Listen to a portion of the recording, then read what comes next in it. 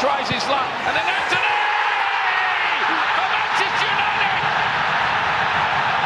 They've turned it round! He has made 100 appearances in 100 matches. He has never lost a match that he has won. Look at his skills. This man literally screams aura. Antony is right now the biggest meme in football, and it's not even close. Nobody takes this guy seriously. But just 2 years ago, he was considered as one of the biggest young talents in football. Manchester United paid almost $100 million to have him in their squad. Now, more than 2 years have passed and he is still in their squad, but they are barely playing him at all. So how did he go from the biggest young prospect to arguably the biggest flop in the Premier League history? Stay tuned, because his story is much more interesting than you think, and I can promise you, this video will change the way you think about Antony. So first of all, he grew up in hell. No, that's not an exaggeration. The favela where he grew up was called Inferninho, which literally means little hell. Just a couple of steps outside his house, he would regularly see drug dealing, gun violence, or police raids. And although his parents worked really hard, doing everything they possibly could to keep Antony away from the ugly truth, eventually he noticed the dark side of reality at a very young age. Once, he even had to jump over a dead body on his way to school. Yet, in these horrible conditions, he has managed to find his one true passion, and that was football. With no money to buy boots, he had to play barefoot and his feet were bleeding all the time, but he didn't care. It was not only the place where he could escape from the horror of everyday life, it was also the place where the little boy found confidence to show what he is capable of in front of the gangsters. As he said himself, "I would elastico the drug dealers, rainbow flick the bus drivers, nutmeg the thieves. I really did not give a f***.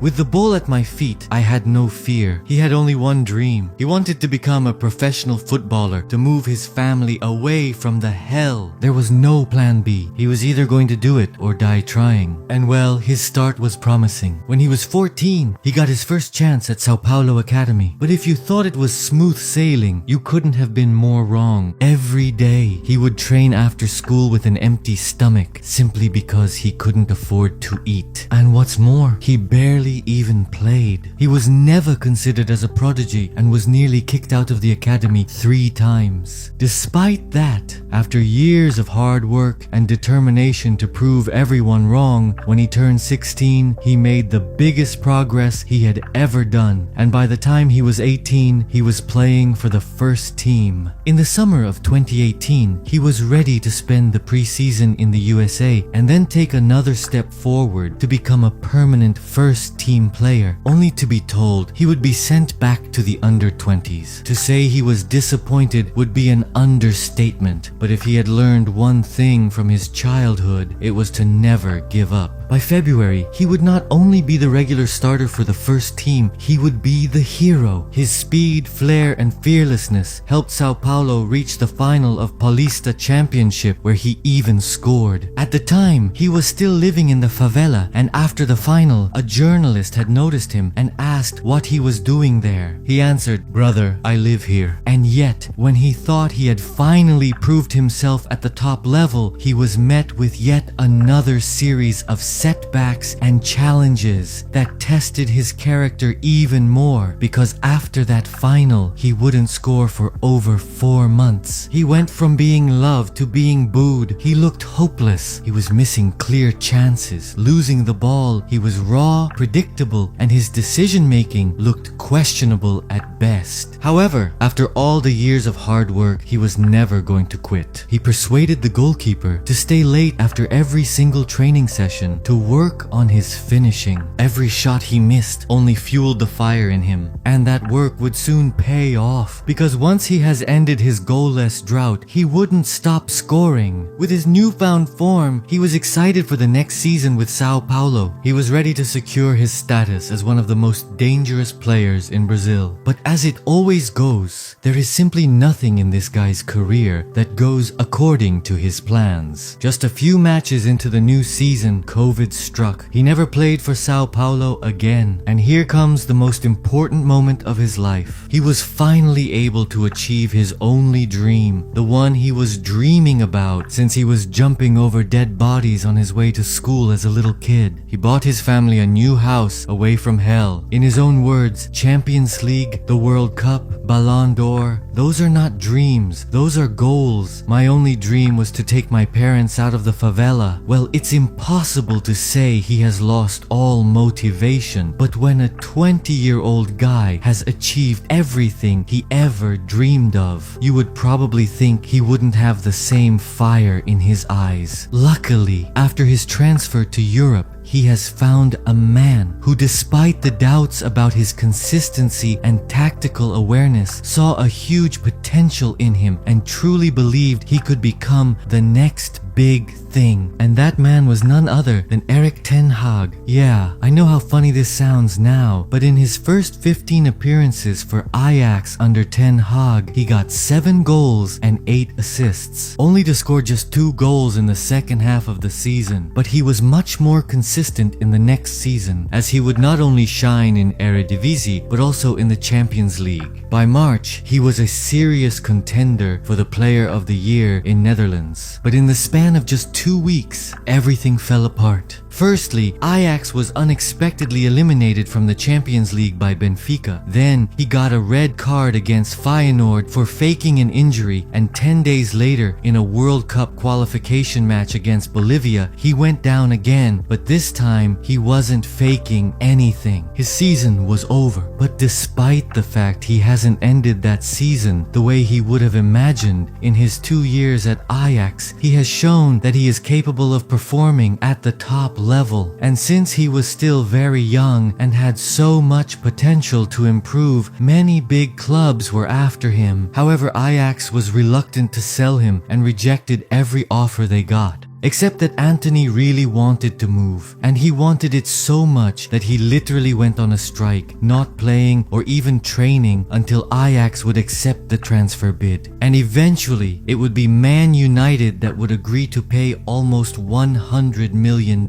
for his transfer. Okay, you might have forgotten, but Antony's start at Old Trafford was absolutely incredible. In his debut against Arsenal, he scored just after 35 minutes. Then he scored an absolute banger in a derby against Man City, and 1 week later he scored again in a match against Everton. He became the first player ever to score in his first 3 matches for Manchester United. But since then, he has not only stopped scoring, as he scored only twice in his next 55 Premier League appearances, but his performances were just beyond awful. And if the problems he had on the pitch weren't enough, he also made sure to get into the trouble when he was off the field, as he faced allegations for sexual assault by 3 women. One of them even said he threatened to throw her out of a speeding car. And while Antony denied all the allegations and nothing has been proven yet, well, controversies like this doesn't help him at all. Don't get me wrong, Antony fully deserves the criticism he's getting, and Man United fans have all the right in the world to be frustrated with him. When you splash $100 million